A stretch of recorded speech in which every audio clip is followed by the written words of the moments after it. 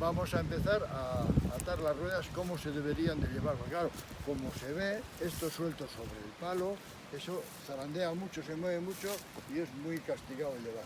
Entonces, lo que hacemos es atar las cuerdas ya, o sea, atar las ruedas.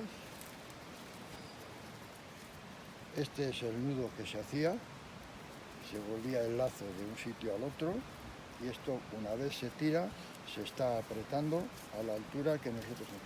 Aquí algunas veces solíamos hacerles unas muescas, porque en esas muescas entraba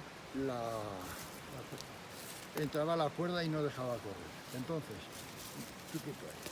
Entonces, iniciamos de aquí. Ahora el otro compañero levanta. Tú ahora ata, pásale por abajo, y vuelta para aquí, pero el agujero adentro. Pero aquí no me... Espera. Ahora coges de aquí y lo vuelves atrás. Vuelve para atrás, José Mari, vuelve para atrás. Pero ¿por dónde? Bien. Tienes que coger el palo también, ¿no?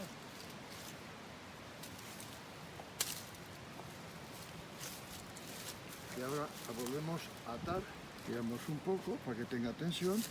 Y este es el nudo de collares o nudo cuchara. Ver un poco la posición de las cargas de esto en función del peso que aguante uno más o menos. Entonces lo que hacemos es ayudarle a poner el peso en el hombro. Tú con la mano puedes estar un poco sujetando y a la vez de que comienzan ya a andar. Y esa es la cuestión de cómo se hacían las ruedas, cómo se llevaban las ruedas.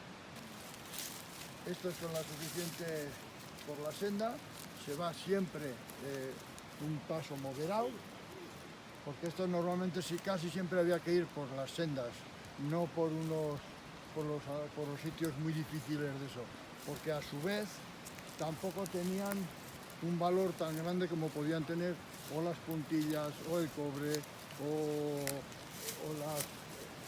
todo ese tipo de mercancías que se podían transportar.